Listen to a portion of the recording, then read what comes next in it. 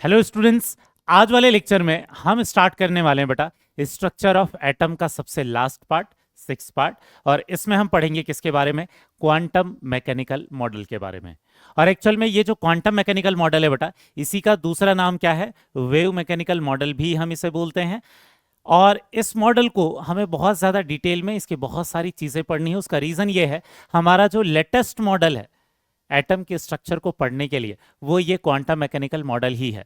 तो एक्चुअल में जो इसके पहले वाले जो मॉडल थे, थॉमसन, रदरफोर्ड और बोर्स के जो मॉडल थे, हम उसकी थ्योरी जरूर पढ़ते हैं, बट एक्चुअल में आगे आने वाले चैप्टर्स में जब भी हम एटम के स्ट्रक्चर की बात करेंगे तो हमेशा हम इस मॉडल को यूज करेंगे। और इसलिए ये आपको बहुत अच्छे से आना चाहिए बेटा। इसके बाद वाले चैप्टर्स में कहीं ना कहीं इसकी जरूरत बहुत ज्यादा हमें पड़ते ही रहेगी।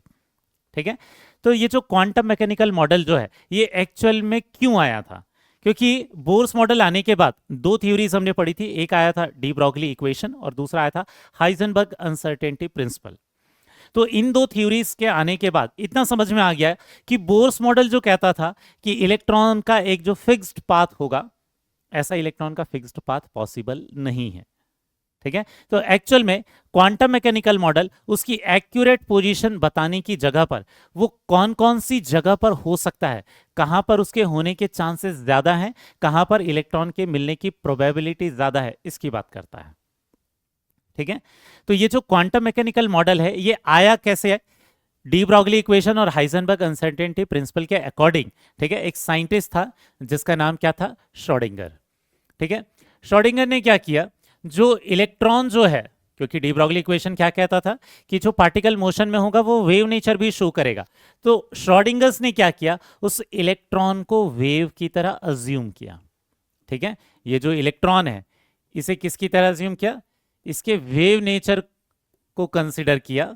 ठीक है। और इसके वेव नेचर के अकॉर्डिंग हमने क्या बोला था, जो इलेक्ट्रॉन होता है, उस इलेक्ट्रॉन को अगर हम वेव की तरह माने तो ये कुछ इस तरीके से दिखाई दे सकता है। डी ब्रॉगली वेवलेंथ पढ़ते समय हमने ये देखा था कि जितना नंबर ऑफ ऑर्बिट रहेगा उतने ही नंबर ऑफ वेव्स ये जो इलेक्ट्रॉन्स हैं ये क्या करेंगे? कंप्लीट करेंगे इसमें। ठीक है। तो अगर उस इलेक्ट्रॉन को ऐसे वेव की तरह माना तो उसके लिए एक इक्वेशन श्रोडिंगर्स ने लिखा।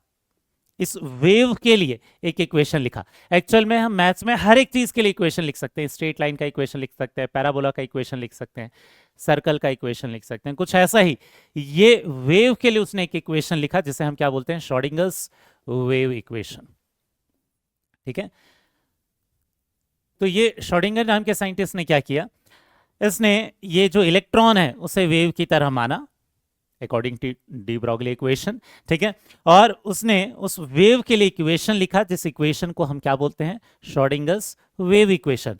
और उस श्रोडिंगर्स वेव इक्वेशन के सॉल्यूशन के बाद इस इक्वेशन को जब हम सॉल्व करते हैं, ठीक है, इसको सॉल्व करने के बाद, इस इक्वेशन को सॉल्व करने के बाद इसमें बहुत सारी चीजें निकल कर आती हैं स्ट्रक्चर ऑफ एटम के बारे में। ठीक है। तो ये जो क्वांटम मैकेनिकल मॉडल है, ये स्ट्रक्चर ऑफ एटम की जो बात करता है, इसमें हम एटम का स्ट्रक्चर निकालते कैसे हैं? जो श्रोडिंगर्स वेव इक्वेशन है उसके सॉल्यूशन के बाद जो कंक्लूजन्स निकल कर आते हैं, उन कंक्लूजन्स को हम पढ़ते हैं।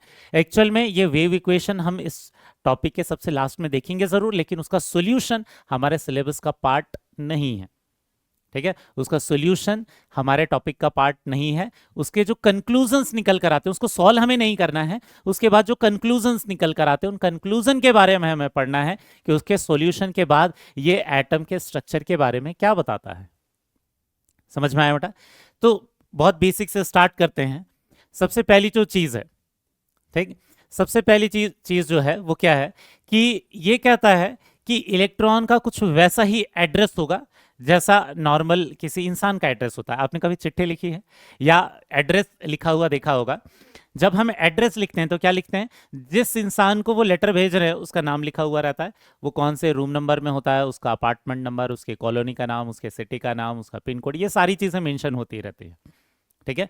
तो उस एड्रेस में क्या होता है, उस एड्रेस को देखकर जब पोस्टमैन उस क्या करता है, उस लेटर को ले जाता है, तो पहले देखता है सबसे बड़ा एरिया कौन सा है, कौन से डिस्ट्रिक्ट में और रहता है, उसके हिसाब से वो फिर सेपरेट करते हैं। ठीक है।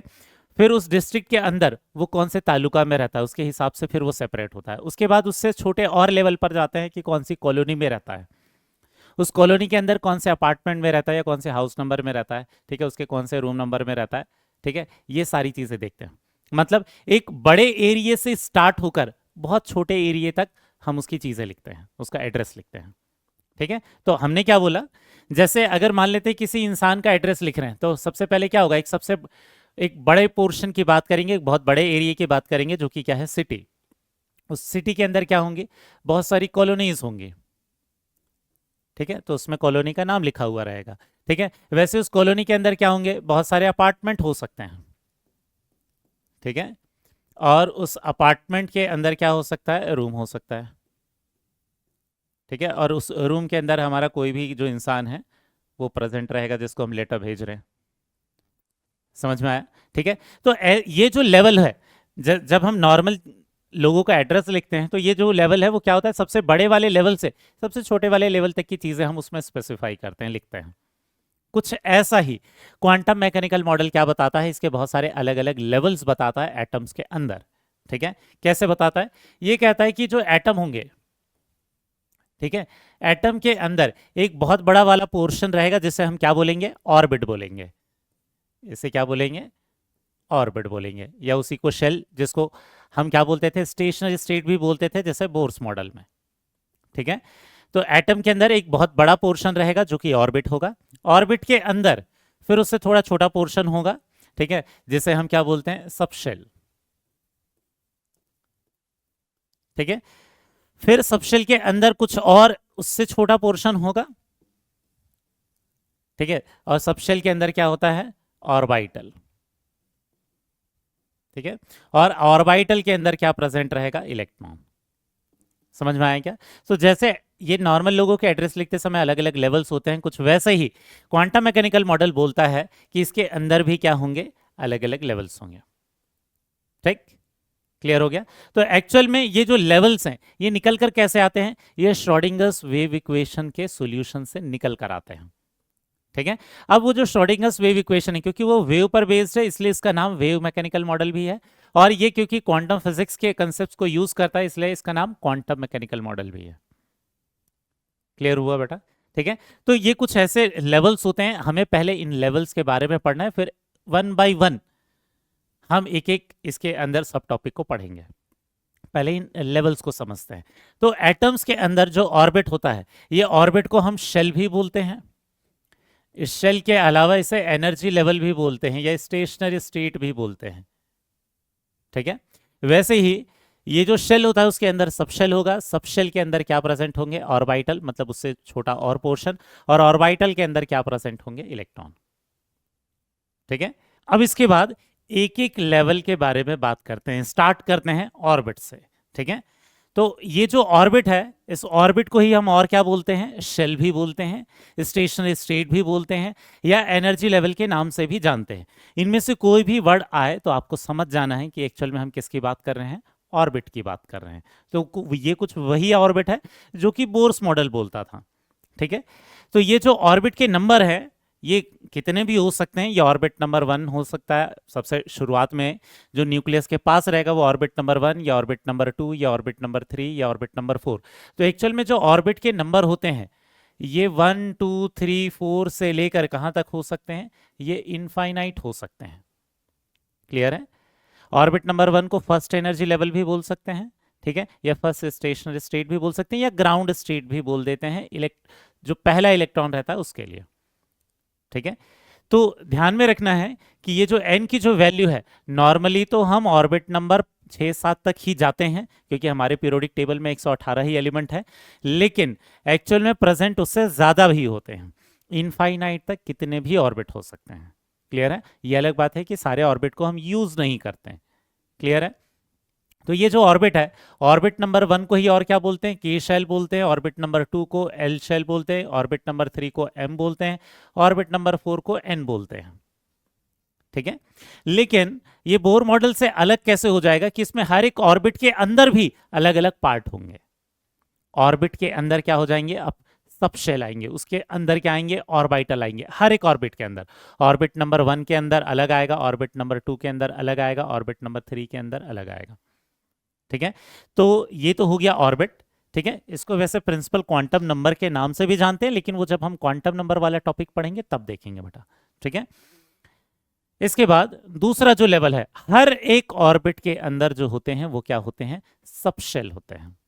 ठीक है, हर एक ऑर्बिट के अंदर क्या होते हैं, सबशेल होते हैं। और ये जो सबशेल के जो नाम है ये हम कैसे लिखते हैं, SPDF। हो सकता है आप में से ज्यादातर लोगों ने ये नाम सुन रखे हैं ऑलरेडी। ठीक है, तो ये इसके अंदर ऑर्बिट के अंदर ये अलग अलग सबशेल्स होते हैं। ऐसा नहीं है कि ये 4 ही सबशेल्स हों, इनके अलावा भी होते हैं। जैसे एफ के बाद वाला जो सबशेल रहेगा वो जी सबशेल होगा, लेकिन हमें इसकी जरूरत नहीं पड़ती। हमारे पीरियोडिक टेबल में जो 118 एलिमेंट है उनके लिए हमें केवल एफ सबशेल तक की जरूरत पड़ती है। तो थियोरेटिकली इससे ज्यादा भी सबशेल होंगे, लेकिन हमें जरूरत केवल यूजुअली 4 की ही पड़ती है। क्लियर है? अब ये जो ये SPDF सबशेल है, इनके अलग अलग शेप होते हैं। जैसे हमने ऑर्बिट को एक सर्कुलर पाथ से दिखाया था, कुछ ऐसे ही एस का अलग शेप होता है, पी का अलग होता है, डी का अलग होता है, एफ का अलग होता है। लेकिन ये सारे शेप हम बाद में पढ़ेंगे बेटा। आज के लेक्चर में हमारा पर्पस क्या है, इलेक्ट्रॉनिक कॉन्फ़िगरेशन सीखना। ठीक है, हम पहले इलेक्ट्रॉनिक कॉन्फ़िगरेशन मतलब इलेक्ट्रॉन का अरेंजमेंट अलग अलग लेवल्स में सीखेंगे। उसके बाद पूरे क्वांटम मैकेनिकल मॉडल को पढ़ना ज्यादा आसान हो जाएगा।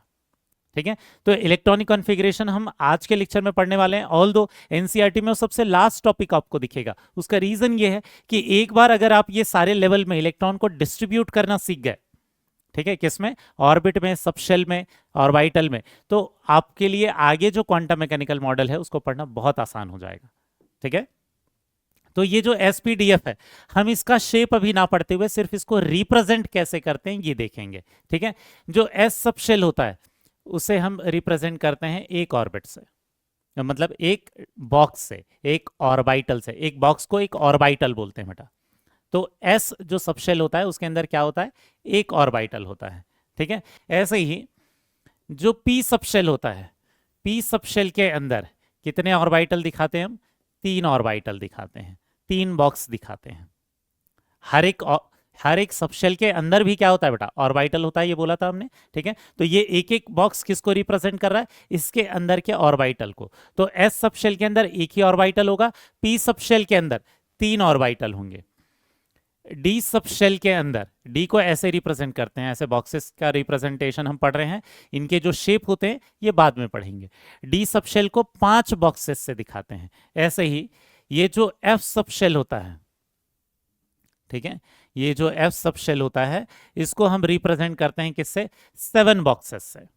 ठीक है, इसको 7 बॉक्सेस से दिखाते हैं। तो हम क्या बोलेंगे कि जो भी एस सबशेल होगा उसमें एक ऑर्बिटल होंगे। ठीक है, जो भी पी सबशेल होगा उसमें क्या होंगे, 3 ऑर्बिटल होंगे।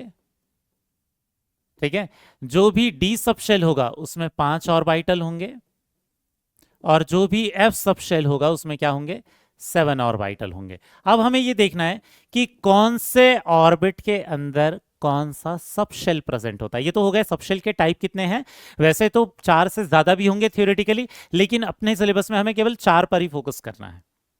क्लियर है, क्योंकि हमें 4 की ही जरूरत पड़ेगी अपने पीरियोडिक टेबल के सारे एलिमेंट्स के लिए। ठीक, तो यहां पर 4 तरीके के सबशेल है। अब ये देख लेते हैं कि कौन से ऑर्बिट के अंदर कौन से सबशेल प्रेजेंट होंगे। ठीक है, तो यहां ध्यान क्या देना है बेटा, जो नंबर ऑफ ऑर्बिट होगा, जो ऑर्बिट का जो नंबर रहेगा उतने ही नंबर ऑफ सबशेल उसके अंदर प्रेजेंट होंगे, उतने ही नंबर ऑफ सबशेल उसके अंदर प्रेजेंट होंगे। कहने का मतलब क्या है, जो ऑर्बिट नंबर 1 है इसमें क्या होगा, एक ही सबशेल होगा, क्योंकि ऑर्बिट का नंबर कितना है, 1। और पहला वाला सबशेल हमेशा हम हर बार कौन सा लेंगे, S। ठीक है, तो फर्स्ट ऑर्बिट का S सबशेल, इसके अंदर एक ही सबशेल होता है, S वाला। ठीक है, तो उसको हम 1S लिखेंगे। इसमें से S बता रहा है सबशेल का नाम, 1 बता रहा है ऑर्बिट का नाम। ये जो नंबर रहता है ये ऑर्बिट को रिप्रेजेंट कर रहा है। तो हमने क्या बोला कि फर्स्ट ऑर्बिट के अंदर 1S ही रहेगा। ऐसे ही सेकेंड जो ऑर्बिट है इसके अंदर कितने सबशेल रहेंगे, 2 सबशेल रहेंगे, क्योंकि ऑर्बिट का नंबर 2 है। तो सबशेल के नंबर भी 2 होंगे। अब 2 सबशेल कौन कौन से होंगे? शुरुआत वाले 2। शुरुआत वाले 2 कहने का मतलब सेकेंड ऑर्बिट का एस सबशेल, सेकेंड ऑर्बिट का पी सबशेल। तो इसका नाम लिखेंगे हम 2s और 2p। समझ में आ गया? ठीक है, तो फर्स्ट ऑर्बिट में जो 1s है उसको एक बॉक्स से दिखाएंगे। सेकेंड ऑर्बिट में 2 सबशेल है, तो 2s को एक बॉक्स से दिखाते हैं और 2p को 3 बॉक्सेस से दिखाएंगे। ये 2s हो गया, ये 2p हो गया। समझ में आया? ऐसे ही जो ऑर्बिट नंबर 3 होता है, जो ऑर्बिट नंबर 3 होता है उसमें कितने सबशेल होंगे बेटा? 3 सबशेल होंगे। ऑर्बिट नंबर 3 में क्या होंगे? 3 में क्या होंगे? 3 सबशेल होंगे। 3 सबशेल फिर कौन से हो जाएंगे? शुरुआत वाले 3 हो जाएंगे। थर्ड ऑर्बिट का एस सबशेल, थर्ड ऑर्बिट का पी सबशेल, थर्ड ऑर्बिट का डी सबशेल। ठीक है, तो 3s को किससे दिखाएंगे? 3s कहने का मतलब थर्ड ऑर्बिट का एस। हर बार एस सबशेल में एक ही बॉक्स होगा, हर बार पी सबशेल में 3 ही बॉक्स होगा, और हर बार डी सबशेल में 5 बॉक्सेस होंगे। ठीक है, मतलब 5 ऑर्बिटल होंगे। समझ में आ गया? तो ये हो गए क्या चीज? थर्ड वाले ऑर्बिट में ये 3 सबशेल हो गए। ऐसे ही जो फोर्थ वाला जो ऑर्बिट है इसमें कितने सबशेल हो जाएंगे बेटा? 4 सबशेल हो जाएंगे। 4 सबशेल कौन कौन से हो जाएंगे? चौथे ऑर्बिट का एस सबशेल, चौथे ऑर्बिट का पी सबशेल, चौथे ऑर्बिट का डी सबशेल, चौथे ऑर्बिट का एफ सबशेल। ठीक है, 4s को दिखाएंगे हम एक बॉक्स से। ठीक है, 4p फोर्थ ऑर्बिट के पी सबशेल को दिखाएंगे 3 बॉक्स से। फोर्थ ऑर्बिट के डी सबशेल को दिखाएंगे किससे? 5 बॉक्स से। ठीक है, वैसी फोर्थ ऑर्बिट के एफ सबशेल को दिखाएंगे हम कितने बॉक्स से बेटा? 7 बॉक्सेस से। समझ में आ गया? ये बॉक्सेस का रिप्रेजेंट सिंपल रहता है, हमें इसके शेप ड्रॉ करने की जरूरत नहीं पड़ती, इसलिए हम इसको यूज करें। बाद में इसके शेप भी सीखेंगे कि पी ऑर्बिटल के शेप कैसे होते हैं, डी वालों के शेप कैसे होते हैं, एस का शेप कैसे होता है। ठीक है, तो यहां पर हमने 2 लेवल्स पढ़ लिए बेटा। पहला पढ़ा ऑर्बिट होता है, लेकिन हर एक ऑर्बिट के अंदर अलग अलग सबशेल होते हैं। जैसे फर्स्ट ऑर्बिट में केवल 1s, सेकेंड ऑर्बिट में 2s 2p, थर्ड ऑर्बिट में 3s 3p 3d, fourth orbit में 4s 4p 4d 4f, 4s 4p 4d 4f। ठीक है, ये 4 सबशेल उसके अंदर प्रेजेंट होंगे। वैसे तो 5वें सबशेल के अंदर, 5वें ऑर्बिट के अंदर 5 सबशेल होने चाहिए, लेकिन हम 4 को ही यूज करेंगे। 5 होंगे थियोरेटिकली, तो हम लिखेंगे कि 5वें ऑर्बिट के अंदर 5 सबशेल होंगे, लेकिन हमें यूज 4 का ही है। क्लियर हो गया? एफ तक का ही यूज करेंगे हर बार। ठीक है, तो ये हो गया दूसरा लेवल। अब तीसरे लेवल पर आते हैं। इसके बाद आते हैं किस पर? हर एक सबशेल के अंदर क्या होता है? ऑर्बिटल। यहां से क्लियर हो ही गया होगा आपको। एस सबशेल के अंदर जैसा दिख रहा है एक ऑर्बिटल, पी सबशेल के अंदर दिख रहे हैं 3 ऑर्बिटल, डी सबशेल के अंदर दिख रहे हैं 5 ऑर्बिटल, एफ सबशेल के अंदर क्या है? 7 ऑर्बिटल। ठीक है, अब ये कुछ वैसा ही है जैसे हर किसी के फ्लैट में अलग अलग रूम हो सकते हैं। किसी के फ्लैट में एक ही रूम हो सकता है, किसी के फ्लैट में 3 रूम हो सकते हैं, किसी के इसमें 5, किसी के इसमें 7। ठीक है, तो कुछ वैसा ही है कि हर एक सबशेल में जो नंबर ऑफ ऑर्बिटल्स हैं वो क्या होते हैं? अलग होते हैं, और इसी ऑर्बिटल के अंदर क्या प्रेजेंट होते हैं? इलेक्ट्रॉन। तो इसके बाद नेक्स्ट वाले लेवल पर आते हैं जो कि क्या है? ऑर्बिटल का लेवल। ऑर्बिटल को हम किससे रिप्रेजेंट करते हैं बेटा? एक बॉक्स से। एक बॉक्स जो है, ठीक है, इसके शेप बाद में देखेंगे, रिप्रेजेंटेशन पहले पढ़ रहे हैं। एक ऑर्बिटल को हम रिप्रेजेंट करेंगे एक बॉक्स से, और ये जो एक बॉक्स है या एक ऑर्बिटल जो है, ठीक है, ये बताएगा कि इसके अंदर एक्चुअल में सिर्फ मैक्सिमम 2 इलेक्ट्रॉन हो सकते हैं। खाली हो सकता है, 1 इलेक्ट्रॉन हो सकते हैं, पर 2 इलेक्ट्रॉन से कभी ज्यादा नहीं होंगे। ठीक है, तो इसके पास जो मैक्सिमम नंबर ऑफ इलेक्ट्रॉन जो हैं वो कितने होते हैं? ये होते हैं 2 से ज्यादा इलेक्ट्रॉन किसी ऑर्बिटल में नहीं होंगे, किसी एक बॉक्स के अंदर नहीं होंगे। हम सबशेल की बात नहीं कर रहे हैं बेटा, हम सबशेल की बात नहीं कर रहे हैं, हम बात कर रहे हैं किसके? ऑर्बिटल की। एक ऑर्बिटल के अंदर 2 इलेक्ट्रॉन होंगे, मतलब एक बॉक्स के अंदर 2 से ज्यादा इलेक्ट्रॉन नहीं रखने हैं। ठीक है, और ये जो 2 इलेक्ट्रॉन है इनको हम कैसे दिखाते हैं? एरो से दिखाते हैं, एक अपवर्ड एरो से और एक डाउनवर्ड एरो से। ये दोनों का अपोजिट डायरेक्शन दिखाने का मतलब क्या है? ठीक है, अपोजिट ऐसा मत दिखाना बेटा, ऐसा नहीं है, इसको लिटा नहीं देना है। ठीक है, तिरछा करके नहीं दिखाएंगे। ठीक है, ऊपर और नीचे ही दिखाते हैं हम।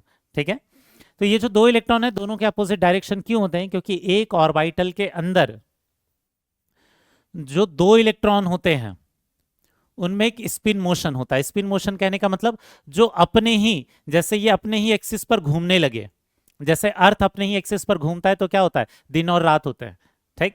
कुछ वैसे ही इलेक्ट्रॉन भी क्या होता है? अपने ही एक्सिस पर घूमता है, उसको हम बोलते हैं स्पिन मोशन, ठीक है। तो ये जो इलेक्ट्रॉन्स है, एक ही ऑर्बिटल के अंदर के जो दो इलेक्ट्रॉन रहेंगे, एक अगर क्या होता है क्लॉकवाइज डायरेक्शन में स्पिन कर रहा है, अगर एक इलेक्ट्रॉन का स्पिन मोशन कैसा है? क्लॉकवाइज है, तो दूसरे इलेक्ट्रॉन का हमेशा कैसा होता है? एंटी क्लॉकवाइज स्पिन होता है। एंटी क्लॉकवाइज डायरेक्शन में वो स्पिन मोशन करता है। मतलब एक ऑर्बिटल के अंदर के जो दो इलेक्ट्रॉन रहेंगे दोनों का हमेशा अपोजिट मोशन रहेगा। अगर एक इस डायरेक्शन में रोटेट कर रहा है तो दूसरा अपोजिट डायरेक्शन में रोटेट करेगा। समझ में आया? ठीक। तो दोनों के स्पिन के डायरेक्शंस अलग होते हैं, अपने ही एक्सिस पर अलग अलग डायरेक्शन में वो मूव करते हैं। उसके कारण हम दोनों के डायरेक्शन को अलग दिखाएंगे। एक को अगर अपवर्ड दिखा रहे हैं तो एक को डाउनवर्ड दिखाएंगे। कहने का मतलब अगर हमारे पास ये जो ऑर्बिटल है उसमें एक इलेक्ट्रॉन दिया है तो फिर करेक्ट है, अगर दो इलेक्ट्रॉन दिया है तो करेक्ट है। लेकिन कभी भी एक बॉक्स के अंदर ऐसे तीन इलेक्ट्रॉन नहीं रख सकते, ये पूरी तरीके से गलत है, ठीक है। एक ऑर्बिटल के अंदर मैक्सिमम कितने इलेक्ट्रॉन होंगे? मैक्सिमम दो ही इलेक्ट्रॉन हो सकते हैं। समझ में आ गया? ठीक है। अब अगर इस फैक्ट को यूज करें तो हम ये बता सकते हैं कि कौन से सबशेल के अंदर कितने इलेक्ट्रॉन होंगे। जैसे यहां एस ऑर्बिटल पढ़ा था, एस सबशेल पढ़ा था। एस सबशेल में क्या एक ही ऑर्बिटल है, एक ही ऑर्बिटल है, तो एस सबशेल में मैक्सिमम कितने इलेक्ट्रॉन हो जाएंगे? फिर एस सबशेल में मैक्सिमम दो इलेक्ट्रॉन हो जाएंगे, ठीक है। क्यों हो जाएंगे? क्योंकि बॉक्स तो एक ही है। वहीं पर जो ये पी सबशेल है, ठीक है, पी सबशेल में कितने ऑर्बिटल दिख रहे हैं बेटा? कितने बॉक्स दिख रहे हैं? तीन। हर एक ऑर्बिटल में दो दो इलेक्ट्रॉन, तो तीन बॉक्स में टोटल कितने हो जाएंगे? 6 इलेक्ट्रॉन।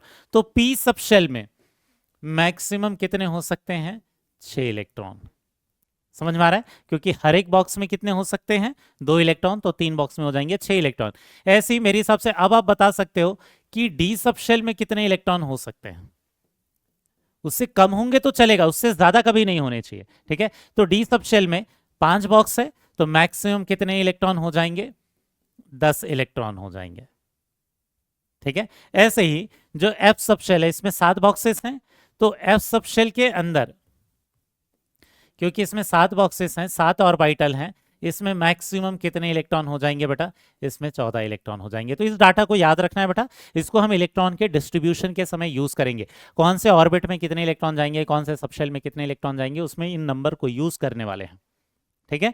तो ये एस में हमेशा 2 से ज्यादा कभी नहीं जा सकते, 2 या 2 से कम रहेंगे।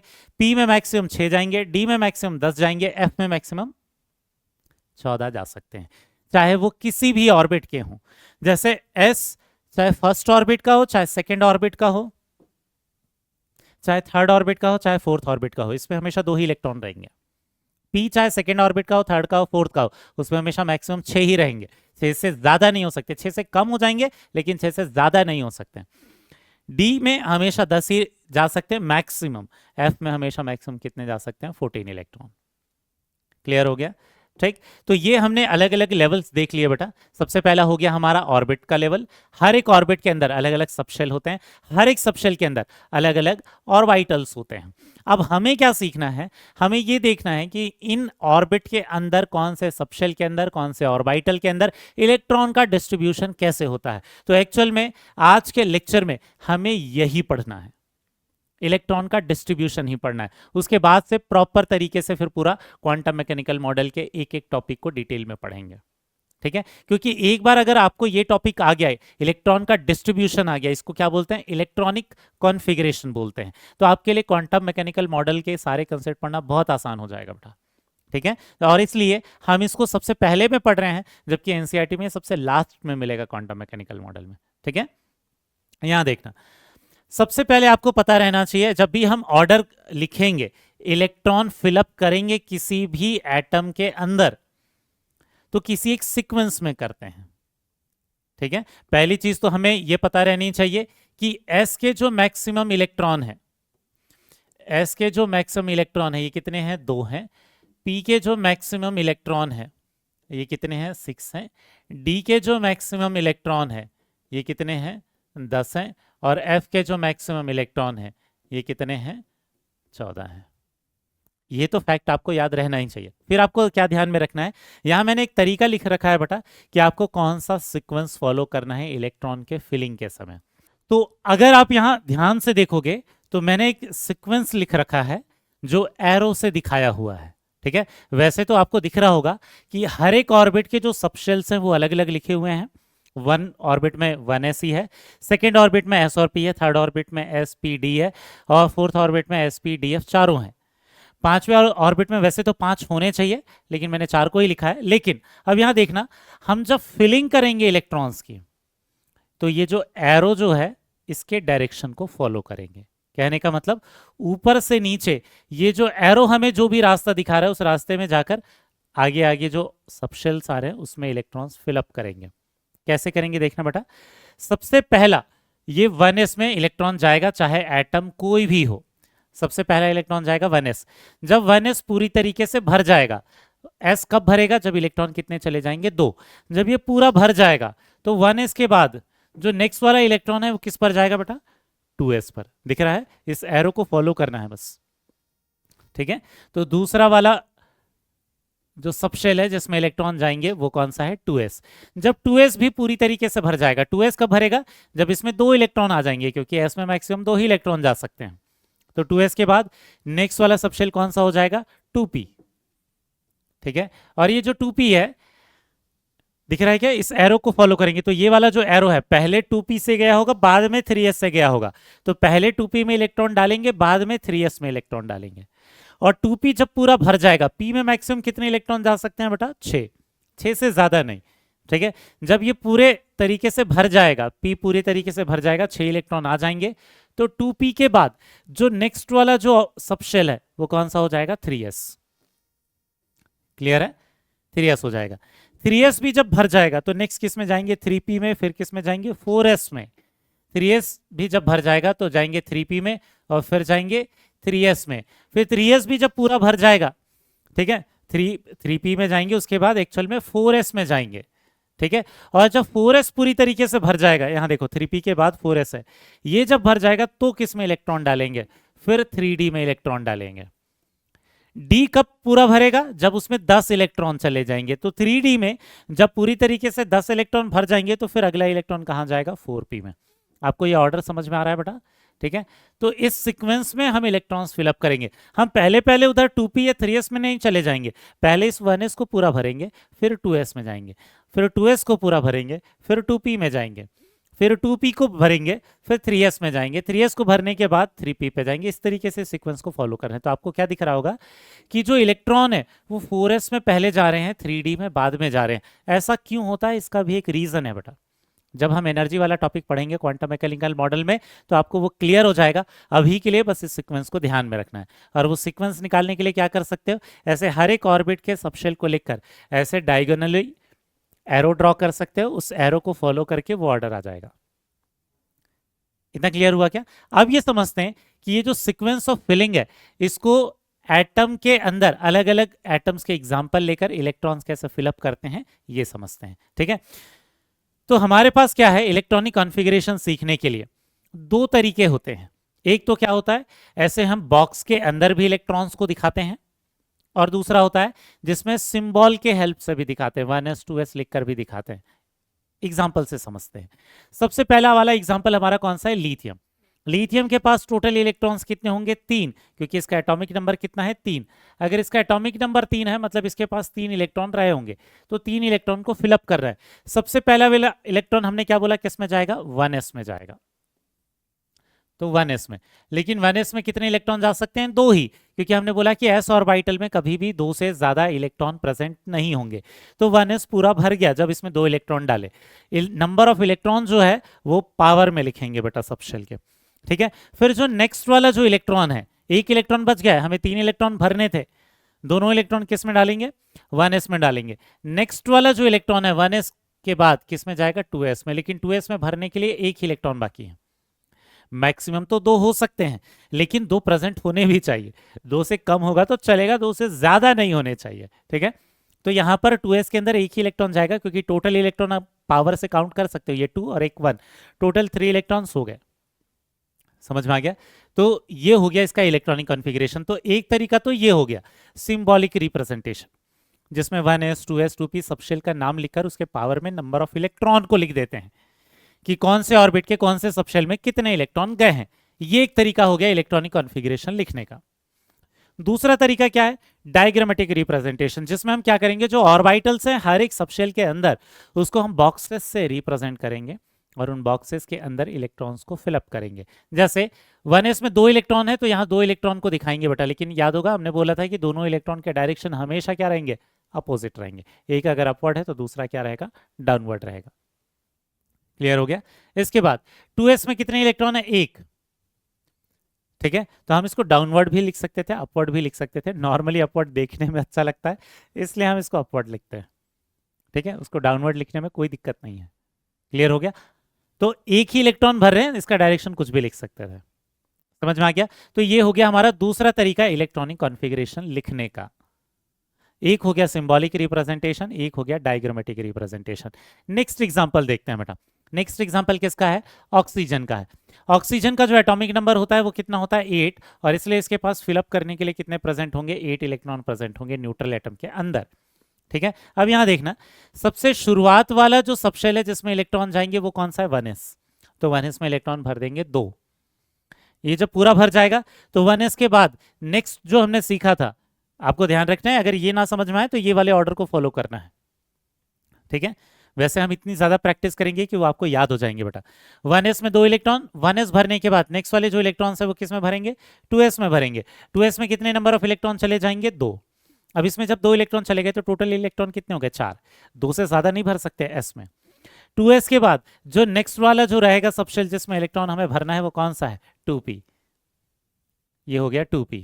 अब यहां देखना, 8 इलेक्ट्रॉन भरने थे, 4 इलेक्ट्रॉन जा चुके हैं s और s में, 1s और 2s में, टोटल 4 जा चुके हैं, तो 4 बचे हैं। तो पूरे के पूरे 4 इलेक्ट्रॉन यहां आ सकते हैं। क्यों, क्योंकि p में तो मैक्सिमम 6 इलेक्ट्रॉन जा सकते हैं, हमें भरने तो 4 ही थे, तो ये 2p4 हो गया। समझ में आ गया। तो ये इसका एक रिप्रेजेंटेशन हो गया, एक इलेक्ट्रॉनिक कॉन्फ़िगरेशन लिखने का तरीका हो गया। दूसरा तरीका देखते हैं इलेक्ट्रॉनिक, ये जो डायग्रामेटिक रिप्रेजेंटेशन है इसकी हेल्प से। यहाँ 2 इलेक्ट्रॉन है 1s में तो ये 2 भर दिया, 2s में 2 इलेक्ट्रॉन है तो ये 2 भर दिया, यहाँ 4 इलेक्ट्रॉन है तो इसको भरते समय ध्यान देना बेटा। पहले हम क्या करेंगे, हर एक बॉक्स में, एक सबशेल के अंदर हर एक बॉक्स में पहले एक एक इलेक्ट्रॉन डालेंगे, उसके बाद ही फिर दूसरा दूसरा इलेक्ट्रॉन भरना चालू करेंगे, ठीक है।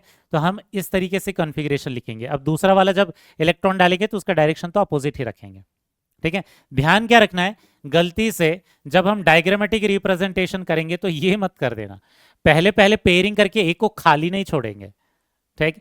क्या करना है हमें, सारे बॉक्सेस में पहले एक एक एक डाल देंगे, फिर उसके बाद दूसरा इलेक्ट्रॉन डालेंगे। सारे लोगों को पहले एक एक रोटी बटेगी, उसके बाद दूसरा बांटने जाएंगे। समझ में आ गया है, ठीक है।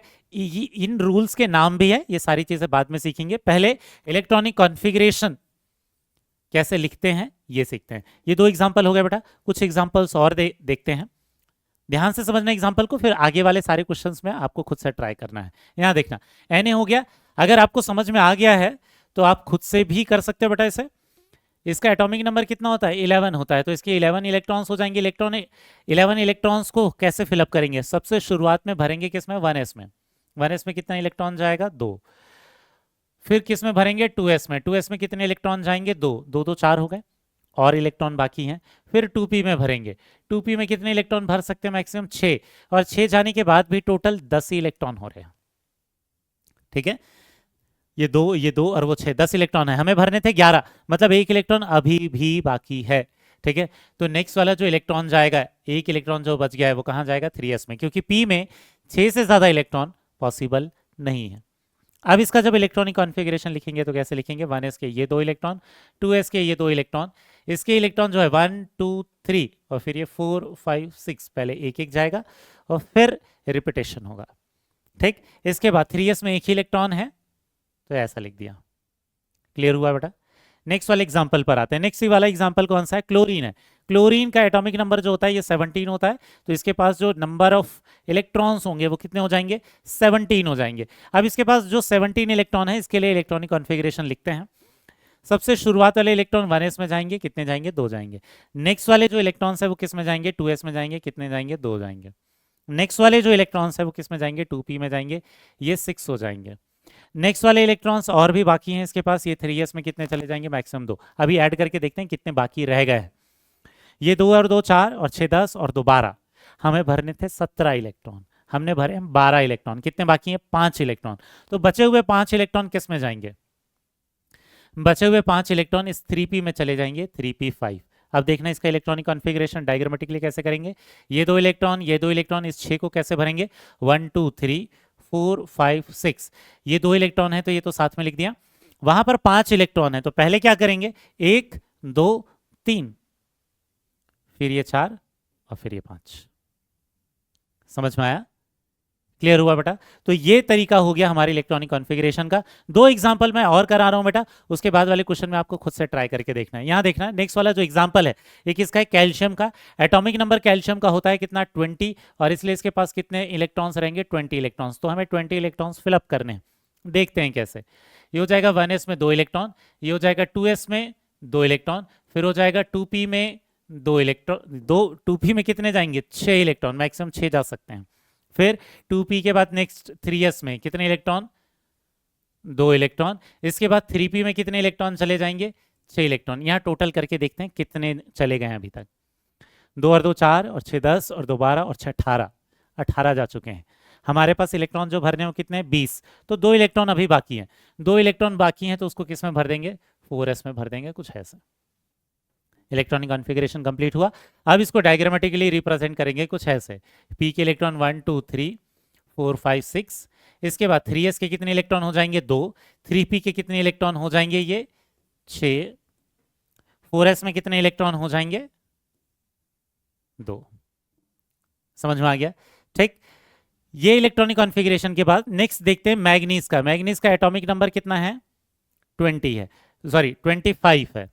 अगर इसका एटॉमिक नंबर 25 है तो इसमें कितने इलेक्ट्रॉन्स फिलअप होंगे बेटा, 25 इलेक्ट्रॉन्स। अब देखना ये वाला जो सीक्वेंस लिख रखा है मैंने, ये कुछ वही सीक्वेंस है जो हमने अभी देखा था, वो जो डायगोनली जो है ऑर्बिटल्स के सबशेल के अगर डायरेक्शन को फॉलो करते हैं तो इसी सीक्वेंस में भरते हैं। सबसे पहले 1s में इलेक्ट्रॉन जाएंगे, कितने जाएंगे, 2। फिर जाएंगे 2s में, कितने जाएंगे, 2। फिर जाएंगे 2p में, कितने, 6। फिर 3s में जाएंगे, कितने, 2। फिर जाएंगे 3p में, कितने, 6। फिर इसके बाद जाएंगे 4s में, कितने, 2। और फिर देखते हैं कितने इलेक्ट्रॉन भर गए हैं। यहाँ तक एक्चुअल में 20 इलेक्ट्रॉन जा चुके हैं, कैल्शियम में 20 वहीं तक भरा था हमने 4s2 तक। आप चाहो तो ऐड भी कर सकते हो। 2 और 2 4, 6 10, 2 12, 6 18, 2 20, ठीक है। यहाँ पर 5 इलेक्ट्रॉन बच गए तो ये कितने हो जाएंगे, 3d5 हो जाएगा। समझ में आया, 25 में से 5 इलेक्ट्रॉन रह गए थे, 5 इलेक्ट्रॉन हमने पूरे डाल दिए डी में, क्योंकि डी में तो कितने जा सकते हैं, 10 इलेक्ट्रॉन जा सकते हैं, ठीक है। तो यहाँ देखते हैं इलेक्ट्रॉनिक कॉन्फ़िगरेशन कैसे लिखेंगे।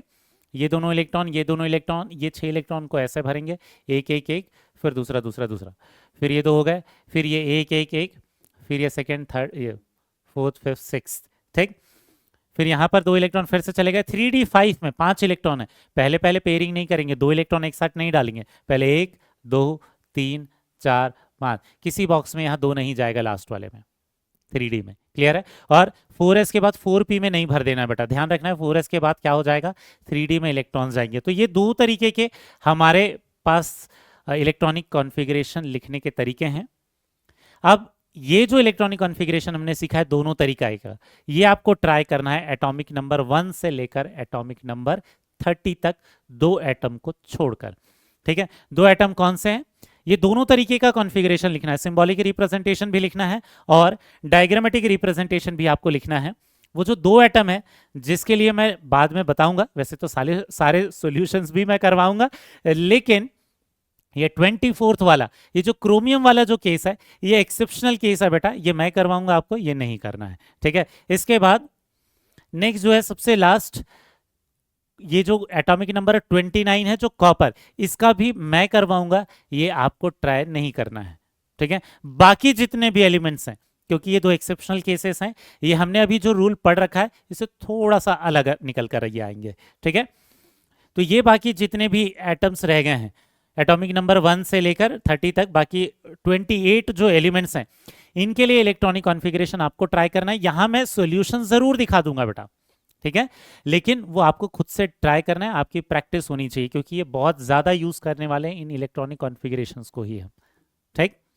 तो यहां देखना, स्टार्ट करते हैं हाइड्रोजन से। पहले आप खुद ट्राई कर लेना बेटा, फिर यहां से सॉल्यूशंस आप चेक कर सकते हो, ठीक है। यहां देखना, हाइड्रोजन में कितने हो जाएंगे, 1s, एक ही इलेक्ट्रॉन होता है, एक ही इलेक्ट्रॉन होता है, तो यहीं पर एक डालेंगे 1s1, और यहाँ पर एक इलेक्ट्रॉन। हीलियम में कितने इलेक्ट्रॉन होते हैं, 2 इलेक्ट्रॉन होते हैं, 2 इलेक्ट्रॉन होते हैं, तो 1s क्या हो जाएगा 2, और यहाँ कितने इलेक्ट्रॉन भर जाएंगे, 2 इलेक्ट्रॉन। एक्चुअल में हमें यहाँ पर 2s की जरूरत नहीं है, ठीक है, 2s की जरूरत नहीं है। नेक्स्ट, लिथियम में 3 इलेक्ट्रॉन होते हैं, तो 2 इलेक्ट्रॉन इसमें जाएंगे, 1 इलेक्ट्रॉन इसमें जाएंगे, यहाँ पर इलेक्ट्रॉन को कुछ ऐसे भरेंगे, ठीक है। इसके बाद नेक्स्ट 1s में बेरिलियम, जो जो एटॉमिक नंबर है वही हमारे पास क्या रहेगा, नंबर ऑफ इलेक्ट्रॉन रहेंगे। इसमें 4 इलेक्ट्रॉन भरने वाले हैं, 1s2 2s2, ठीक है। ये इलेक्ट्रॉनिक कॉन्फ़िगरेशन कुछ ऐसे हो जाएगा। इसके बाद बोरॉन के लिए क्या हो जाएगा, 5 इलेक्ट्रॉन भरेंगे, इसमें 2, इसमें 2, बच गए 1 इलेक्ट्रॉन, तो ये इसमें जाएगा 2p1, ठीक है।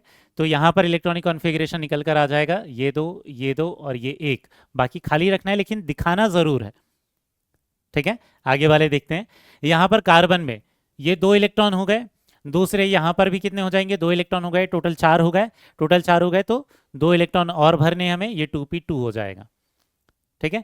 यहाँ पर 2 इलेक्ट्रॉन, ये 2 इलेक्ट्रॉन, यहाँ पर 1 और 2, पेयरिंग नहीं करनी है, एक बॉक्स को खाली दिखाएंगे, लेकिन दिखाएंगे जरूर। जब भी हम पी सब शेल को दिखा रहे हैं तो पूरे के पूरे 3 बॉक्सेस साथ में दिखाने पड़ेंगे, ठीक है। इसमें टोटल कितने 7 इलेक्ट्रॉन डालने हैं, तो 2 इलेक्ट्रॉन, ये 2 इलेक्ट्रॉन 4 हो गए, बच गए थे 3, और 2p में चले जाएंगे। यहां पर कॉन्फ़िगरेशन निकल कर आ जाएगा क्या, कुछ ऐसे, ठीक। इसके बाद नेक्स्ट ऑक्सीजन पर आते हैं, इसमें 2 इलेक्ट्रॉन, इसमें 2 इलेक्ट्रॉन, कितने रह गए, 4 इलेक्ट्रॉन बच गए, 8 इलेक्ट्रॉन भरने थे, जो एटॉमिक नंबर है उसके बराबर ही इलेक्ट्रॉन भरेंगे, ये 2p4 हो जाएगा। तो यहाँ कॉन्फ़िगरेशन कौन सा हो जाएगा, 1 2 3, और ये हो जाएगा 4, ये दोनों तरीके लिख दिए हमने। नेक्स्ट आ जाते हैं बेटा किस पर, फ्लोरीन के इलेक्ट्रॉनिक कॉन्फ़िगरेशन पर। फ्लोरीन का एटॉमिक नंबर 9 है, नंबर ऑफ इलेक्ट्रॉन कितने हो जाएंगे 9, तो ये हो जाएगा 2, ये हो जाएगा 2, ये हो जाएगा कितना, ये हो जाएगा 5। हमें एक्चुअल में इस 3s की ज़रूरत नहीं है, ठीक है। तो यहाँ पर इलेक्ट्रॉन भर देंगे, ये दो, और इसमें 5 कैसे भरेंगे, 1 2 3 4 5, समझ में आ गया। इसके अलावा हमें नियॉन में भी 3s की जरूरत नहीं पड़ेंगे, सारे इलेक्ट्रॉन्स इतने में ही खत्म हो जाएंगे। यहाँ इलेक्ट्रॉन भरेंगे 2, यहाँ इलेक्ट्रॉन भरेंगे 2, यहाँ इलेक्ट्रॉन भरेंगे 6, 10 इलेक्ट्रॉन खत्म हो गए। तो ये कितने हो जाएंगे, 2 इलेक्ट्रॉन, ये 2 इलेक्ट्रॉन, और ये कितना हो जाएगा, 1 इलेक्ट्रॉन।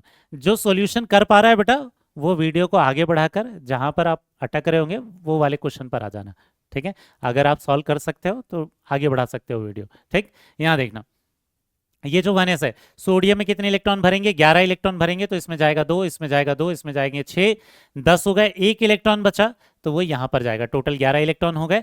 तो इसका जो इलेक्ट्रॉनिक कॉन्फ़िगरेशन है ये कुछ हम ऐसे लिख देंगे, यहाँ पर आएगा 1, ठीक है। इसके बाद मैग्नीशियम की बात करते हैं, तो यहाँ 2, यहाँ 2, यहाँ एक्चुअल में हो जाएंगे 6, तो टोटल इलेक्ट्रॉन हो गए 10, 2 इलेक्ट्रॉन और भरने हैं, वो किस में जाएंगे, 3s में। इसका जब कॉन्फ़िगरेशन लिखेंगे तो ये 2 और 2 भर दिया हमने, फिर इसमें हो जाएंगे टोटल 6, और यहाँ फिर से इलेक्ट्रॉन 2, समझ में आ रहा है।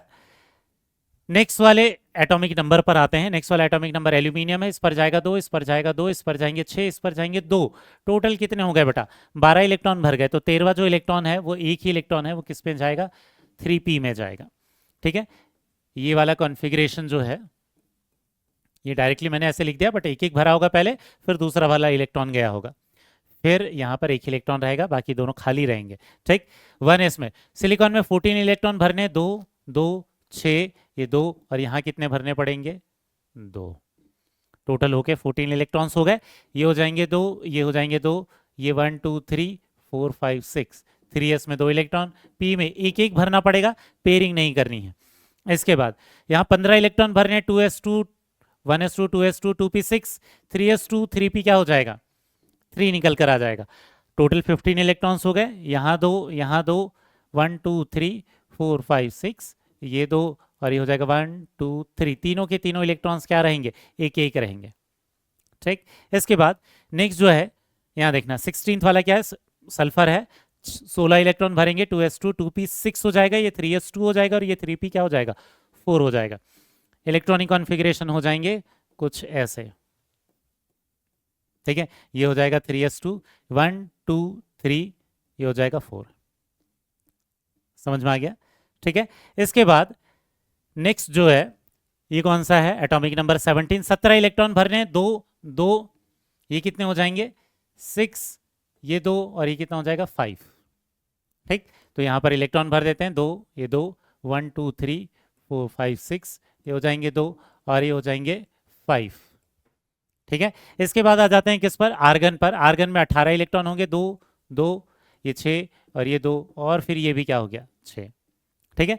इसमें अब अगर इलेक्ट्रॉन भर देते हैं तो ये हो जाएगा 2 ये 2 1 2 3 4 5 6 3s2 और ये क्या हो जाएगा 3p6।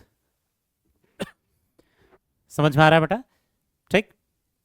इसके बाद पोटेशियम पर आते हैं, इसमें कितने हो जाएंगे 2 ये 2, ये 2p कितना हो जाएगा 6 3s2 3p6 और ये कितना हो जाएगा 4s1, ये 19वां इलेक्ट्रॉन होगा, 19th नंबर का इलेक्ट्रॉन होगा। तो यहाँ पर इलेक्ट्रॉनिक कॉन्फ़िगरेशन फिर से डायग्रामेटिक रिप्रेजेंटेशन वाला कर देते हैं हम,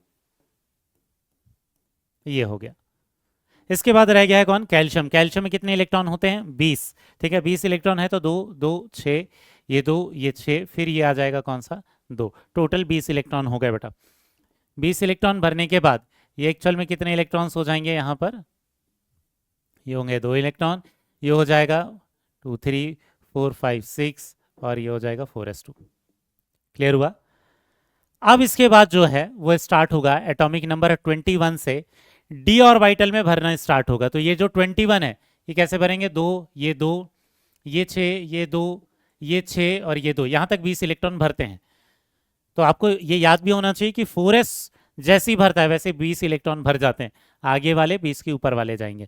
तो 20 के ऊपर एक ही है, तो 3D में इलेक्ट्रॉन कितना जाएगा 1। समझ में आया, 3D में इलेक्ट्रॉन कितने जाएंगे 1, ठीक। बाकी जगह तो आप भर ही सकते हो, ये हो जाएंगे 6 इलेक्ट्रॉन पी के, एस के 2, फिर से 3p के 6 इलेक्ट्रॉन हो जाएंगे, फिर 4s के 2 और डी का 1, ठीक। इसके बाद ये जो टाइटेनियम है इसमें कितने हो जाएंगे 22 इलेक्ट्रॉन, 2 2 ये हो जाएगा 6, ये हो जाएगा 2 ये 6 ये 2, 20 इलेक्ट्रॉन भर गए। 2 इलेक्ट्रॉन और एक्स्ट्रा भरना है, ये किस में जाएंगे 3D में। अब ये कितना हो जाएगा 2 इलेक्ट्रॉन, ये 2 इलेक्ट्रॉन, ये 6 इलेक्ट्रॉन, ये 2 इलेक्ट्रॉन, ये फिर से 6 इलेक्ट्रॉन, ये 2 इलेक्ट्रॉन और फिर यहाँ कितने हो जाएंगे 2 इलेक्ट्रॉन, ठीक। इसके बाद वेनेडियम पर आते हैं, 23 इलेक्ट्रॉन भरने हैं, 2 ये 2 ये 6 ये 2 ये 6 ये 2, 20 इलेक्ट्रॉन भर गए। 20 इलेक्ट्रॉन भरने के बाद कितने भरने थे, 3 और भरने थे, ये कितना हो जाएगा 3d3। इलेक्ट्रॉनिक कॉन्फ़िगरेशन लिखते हैं 1s2 2s2 2p6 6 electron, 3s2 2 electron, 3p6 6 electron, 4s के 2 इलेक्ट्रॉन, अब यहाँ डी के 3 इलेक्ट्रॉन। अब जो क्रोमियम वाला जो केस है वो बहुत ही अलग है। क्रोमियम का एक्सेप्शनल केस लिखा हुआ था बेटा हम लोगों ने, ठीक है, और इस पर क्वेश्चंस भी कई बार बहुत आते भी हैं, इसलिए इसका इलेक्ट्रॉनिक कॉन्फ़िगरेशन ध्यान रखना है क्रोमियम के लिए और कॉपर के लिए, ठीक है। यहाँ एक्चुअल में 24 इलेक्ट्रॉन है, तो रूल के हिसाब से तो क्या होना चाहिए था 1s2 2s2 2p6 3s2 3p6 4s2 3d4 होना चाहिए था, लेकिन एक इलेक्ट्रॉन एस से निकलकर किस में चले जाते हैं डी में। तो हम रीजंस पढ़ेंगे ऐसा क्यों होता है, लेकिन पहले आपको ध्यान रखना है कि क्रोमियम के केस में, ठीक है, क्रोमियम के केस में एस में से एक इलेक्ट्रॉन कम हो जाते हैं, ठीक है, एस में से एक इलेक्ट्रॉन कम हो जाते हैं, यहाँ एक ही बचेगा 2 की जगह और वो एक इलेक्ट्रॉन डी में ट्रांसफर हो जाएगा, वहां 4 था वहां कितने हो जाएंगे 5 हो जाएंगे। इसलिए बोला था बेटा कि ये वाला एग्जांपल मैं करवाऊंगा क्योंकि एक्सेप्शनल केस है, अगर आप रूल के हिसाब से निकालोगे तो ये सही निकल कर नहीं आएगा। ऐसा क्यों होता है इसके रीजंस भी पढ़ेंगे, ठीक। अब इसका जो इलेक्ट्रॉनिक कॉन्फ़िगरेशन है डायग्रामेटिक रिप्रेजेंटेशन तो आप लिख ही सकते हो मेरे हिसाब से, ठीक है। 3p में फिर से 6 इलेक्ट्रॉन जाएंगे, 4s में एक ही रहेगा लेकिन, और 3d में ऐसे 5 इलेक्ट्रॉन हो जाएंगे। समझ में आएगा बेटा, ये इलेक्ट्रॉनिक कॉन्फ़िगरेशन हो जाता है किसके लिए क्रोमियम के लिए। अब देखते हैं नेक्स्ट वाले कुछ एग्जांपल देखते हैं, फिर एक्सेप्शनल केस वाले पर जाएंगे, किस पर, कॉपर पर। देखते हैं ये सारे एग्जांपल्स बेटा। ठीक, यहाँ हो जाएगा मैग्नीज में 25 है तो 1s2 2s2 2p6 3s2 3p6 4s2, 20 electron भर गए तो 5 यहाँ जाएंगे अब। ठीक है, ये हो जाएंगे 2 इलेक्ट्रॉन्स, ये 2 इलेक्ट्रॉन्स, ये कितना हो जाएगा 6 इलेक्ट्रॉन, ये 2, फिर ये भी 6 इलेक्ट्रॉन्स हो जाएंगे, ये हो जाएंगे 2 इलेक्ट्रॉन, यहाँ पर हो जाएंगे कितने 5 इलेक्ट्रॉन। ये रूल के अकॉर्डिंग रहेगा। यहाँ पर 26 इलेक्ट्रॉन भरने हैं तो 1s2 2s2 2p6 3s2 3p6 4s2, ये 20 इलेक्ट्रॉन भर गए तो ये हो जाएगा कौन सा 3d6, 26 इलेक्ट्रॉन भरने के लिए। तो ये हो जाएंगे 2 इलेक्ट्रॉन, ये 2 इलेक्ट्रॉन, 1 2 3 4 5 6, यहाँ पर भी 1 2 3 4 5 6 इलेक्ट्रॉन्स, ये 2 इलेक्ट्रॉन, और यहाँ पर पहले 5 और ये जाएगा 6। ठीक है, यहाँ पर कोबाल्ट के लिए कितने इलेक्ट्रॉन भरेंगे 27 इलेक्ट्रॉन्स भरने हैं। तो यहाँ तक हुआ 20 इलेक्ट्रॉन, तो ये 7 इलेक्ट्रॉन और ऐड कर देंगे तो 27 हो जाएगा। यहाँ पर 2 इलेक्ट्रॉन 2 इलेक्ट्रॉन, पी में 6 इलेक्ट्रॉन, इसमें 2 इलेक्ट्रॉन, ये पी में 6 इलेक्ट्रॉन, ठीक है, इसमें 2 इलेक्ट्रॉन, और इसमें 7 1 2 3 4 5, और उसके बाद जाएगा यहाँ 6 और यहाँ जाएगा 7। ठीक है, निकल के केस में देख लेते हैं, 28 इलेक्ट्रॉन भरने हैं, 2 2 6 2 6 2, और यहाँ हो जाएगा 8 इलेक्ट्रॉन, तब जाके ये कितना हो जाएगा 28। इसका इलेक्ट्रॉनिक कॉन्फ़िगरेशन आपको कुछ ऐसे देखने को मिलेगा, ये। ठीक है, अब यहाँ पर 3d8 है तो 5 पहले यहाँ जाएंगे, फिर पेयरिंग होगी 6वां 7वां और ये 8वां इलेक्ट्रॉन हुआ। ठीक है, अब इसके बाद नेक्स्ट आ जाते हैं बेटा कॉपर का जो एक्सेप्शन है उस पर। ये वाला भी क्रोमियम की तरह ही कॉपर का एक्सेप्शन होता है, जो हम नॉर्मल रूल लिखेंगे उससे ये सही तरीके से नहीं आएगा, तो इसको याद रखना है आपको, रीजंस हम इसके पढ़ेंगे आगे। होना क्या चाहिए रूल के हिसाब से, ये 2 ये 2 ये 6 ये 2 6 2, यहां क्या होना चाहिए था बेटा 9, लेकिन एक इलेक्ट्रॉन जैसा क्रोमियम में हो रहा था, कॉपर में भी एक इलेक्ट्रॉन जो है वो एस से निकल कर किस में चला जाता है, डी में चला जाता है, तो इसमें रहता है एक ही, और इसमें हो जाता है कितने 10, तो हो जाएगा 4s1 3d10। इसका जब डायग्रामेटिक रिप्रेजेंटेशन लिखेंगे ऐसा, तो जो हमने ऊपर जो कॉन्फ़िगरेशन लिखा है उसी के हिसाब से नीचे वाले बॉक्सेस में और या ऑर्बिटल्स में आप इलेक्ट्रॉन्स फिलअप कर दोगे। ठीक है, तो इसमें तो 10 इलेक्ट्रॉन्स हो गए, ठीक, लेकिन इसमें एक ही इलेक्ट्रॉन रहेगा 4s में। ठीक है, सबसे लास्ट जिंक का रह जाता है। जिंक का केस तो सिंपल रूल को फॉलो करेगा, यहाँ हो जाएंगे 10 इलेक्ट्रॉन, पूरा का पूरा 3d10 रहेगा, तब जाके ये पूरा 30 वाले जो इलेक्ट्रॉन्स है वो भरेंगे। इसका जो इलेक्ट्रॉनिक कॉन्फ़िगरेशन है, अगर हम डायग्रामेटिक रिप्रेजेंटेशन लिखें तो एक्चुअल में ये कुछ ऐसा निकल कर आ जाएगा 1 2 3 4 5 6 7 8 9 10। समझ में आ गया बेटा? ये तो हो गया इलेक्ट्रॉनिक कॉन्फ़िगरेशन, ठीक, अप टू एटॉमिक नंबर 30, ये आपको आना ही चाहिए बेटा। ठीक है, अब इसके बाद नेक्स्ट ये देख लेते हैं कि इन केस क्वेश्चन में अगर आपको नंबर ऑफ पेयर्ड या अनपेयर्ड इलेक्ट्रॉन बोलेगा तो उसका मतलब क्या है। अगर क्वेश्चन में बोलता है कॉपर के अंदर अनपेयर्ड इलेक्ट्रॉन कितने प्रेजेंट है, कहने का मतलब उसमें क्या होंगे, केवल एक अनपेयर्ड इलेक्ट्रॉन होंगे, जिसमें केवल एक बॉक्स के अंदर एक ही इलेक्ट्रॉन जो प्रेजेंट है, बाकी सबको पेयर में बोलेंगे, इसको पेयर्ड इलेक्ट्रॉन बोलेंगे, इसको पेयर्ड इलेक्ट्रॉन बोलेंगे, इसको पेयर्ड बोलेंगे, इसको भी पेयर्ड बोलेंगे। जहां पर भी एक ही बॉक्स के अंदर 2 इलेक्ट्रॉन होते हैं उसे हम क्या बोलते हैं, उसे हम पेयर्ड इलेक्ट्रॉन्स बोलते हैं। और जब एक बॉक्स के अंदर ऐसा एक ही इलेक्ट्रॉन प्रेजेंट होगा तो इसे क्या बोलेंगे, अनपेयर्ड इलेक्ट्रॉन। तो जिंक के अंदर कोई अनपेयर्ड इलेक्ट्रॉन नहीं है, सारे के सारे इलेक्ट्रॉन्स क्या है, पेयर्ड है। वहीं पर कॉपर के अंदर जो है वो नंबर ऑफ अनपेयर्ड इलेक्ट्रॉन एक है, बाकी जितने 28 इलेक्ट्रॉन्स है, 29 है टोटल, बाकी के 28 इलेक्ट्रॉन्स क्या है, पेयर्ड फॉर्म में प्रेजेंट है। इतना क्लियर हुआ बेटा? तो आज के लेक्चर में वैसे हमने ये पढ़ लिया है कि इलेक्ट्रॉनिक कॉन्फ़िगरेशन जो भी एटम्स हैं उनका कैसे लिखना है। कुछ लोगों को ये डाउट हो सकता है कि 30 के ऊपर वाले एटम का क्या करें, तो एक्चुअल में बेटा ये जो शुरुआत वाले जितने भी चैप्टर्स हैं इन सबको पढ़ने के लिए आपको एटॉमिक नंबर 30 तक के ही इलेक्ट्रॉनिक कॉन्फ़िगरेशन की जरूरत पड़ेगी। जो कुछ और एटम्स हैं उनका इलेक्ट्रॉनिक कॉन्फ़िगरेशन कैसे लिखते हैं, ये बहुत सारा पोर्शन हम पीरियोडिक टेबल में पढ़ेंगे। इसके साथ ही कुछ चीजों का जो इलेक्ट्रॉनिक कॉन्फ़िगरेशन है वो हम डी एंड एफ ब्लॉक वाले चैप्टर में भी पढ़ेंगे, जो कि 12th के सिलेबस का पार्ट है। ठीक है, तो यहां पर जैसे एक्सेप्शंस थे कॉपर और क्रोमियम के, कुछ वैसे ही कुछ और भी एक्सेप्शंस हैं, लेकिन वो डी एंड एफ ब्लॉक वाले जो पीरियोडिक टेबल है जो डी एंड एफ ब्लॉक में जो आते हैं उनमें वो एक्सेप्शंस होते हैं, उनको हम डी एंड एफ ब्लॉक पढ़ते समय ही देखेंगे। क्लियर हुआ बताइए? तो आज के लेक्चर को यहीं पर रखते हैं। नेक्स्ट वाले लेक्चर में फिर से इसी से रिलेटेड कुछ कंसेप्ट सीखेंगे। जो कॉपर का और जो क्रोमियम का एक्सेप्शनल कॉन्फ़िगरेशन आ रहा था, उसके लिए अलग अलग जो रीजंस रिस्पॉन्सिबल हैं, उन रीजंस के बारे में पढ़ेंगे।